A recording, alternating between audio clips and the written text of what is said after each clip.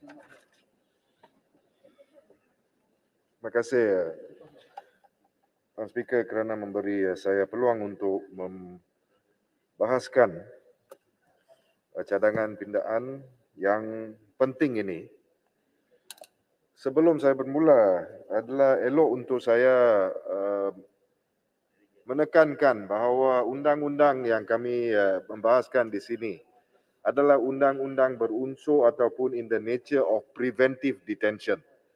Dengan izin Tuan Speaker, itu adalah penting untuk kita menikmati oleh kerana preventive detention itu membolehkan seorang itu ataupun suspek ditahan dengan tidak mengikut prosedur-prosedur biasa seperti orang biasa di bawah kanun acara jenayah. Now, di dalam kes ini, dalam kes yang kami debate hari ini, bayangkan Tuan Speaker, bayangkan sekiranya seorang itu boleh ditahan oleh seorang pihak anggota polis above the rank of superintendent dengan izin. Bayangkan seorang itu boleh diambil oleh pegawai polis itu dan ditahan untuk 20 hari ataupun 28 hari tanpa penglibatan mahkamah.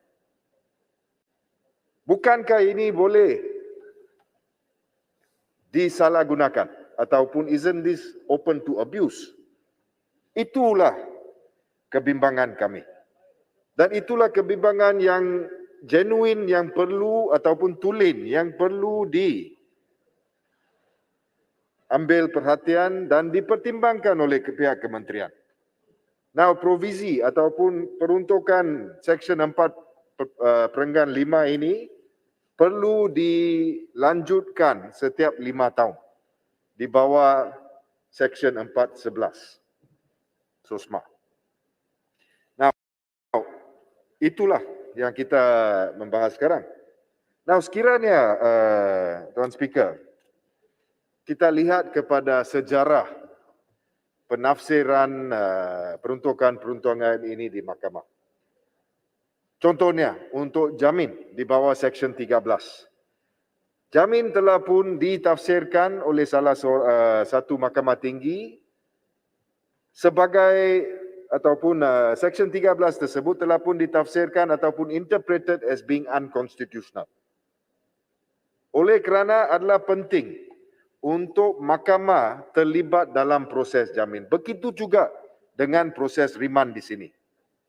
Seksyen 45 itu secara kebiasaannya seorang yang ditangkap itu perlu dibawa ke satu magistrate dalam tempoh masa 24 jam untuk magistrate itu mengeluarkan satu perintah riman yang boleh berlanjut sehingga 14 hari. Itu adalah kebiasaannya ataupun amalan peruntukan-peruntukan di bawah CPC.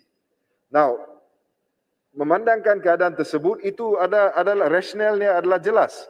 Ini adalah untuk membolehkan mahkamah bertindak sebagai check and balance ataupun safeguard untuk mengelakkan abuse of power by the police. Tapi ini telah pun dikeluarkan di dalam SOSMA ini, dalam Seksyen 45. Maksudnya polis itu tidak akan di check and balance oleh magistrate ataupun mahkamah. Ini sudah tentunya adalah satu perkara dalam pandangan saya, Tuan Speaker, yang unconstitutional oleh kerana ini mengeluarkan ataupun removes the power of the judiciary, removes the power of the courts dalam proses penahanan seorang suspek di bawah SOSMA ini. Macam mana keadaannya sekiranya seorang itu ditangkap, ditahan untuk 28 hari, jadi satu bulan, Tuan Speaker, lama. A lot of things can happen in detention over a month. Dan selepas itu dia kata, oh tak ada apa, kita bebaskan. Where is the justice in that? Tadi Padang Rengas telah pun menimbulkan mungkin ada cara untuk membawa tindakan ke Mahkamah Tinggi melalui habeas corpus dan sebagainya. Tapi habeas corpus itu memang adalah satu perkara di mana seorang suspek ataupun penahan itu boleh bawa tindakan ke Mahkamah Tinggi, tapi itu terhad kepada perkara-perkara yang melibatkan prosedur saja. Maksudnya, Tuan Speaker, sekiranya prosedur itu semua diikuti, maka tiada apa-apa. There is no relief. Boleh saya just beberapa saat untuk menghabiskan debate saya. Maka maksudnya the relief in the High Court for habeas corpus itu adalah terhad kepada perkara-perkara yang melibatkan prosedur saja.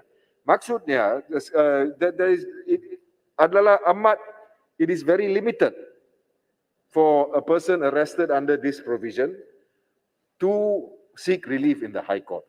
Jadi saya berkongsi pandangan dengan rakan saya tadi, Subang yang dan saya Sungai Buloh, minta maaf, dan saya ingin saya perlu menekankan di sini sebelum dalam penggulungan saya bahawa this provision is prone to abuse. Ini perlu difaham oleh kementerian.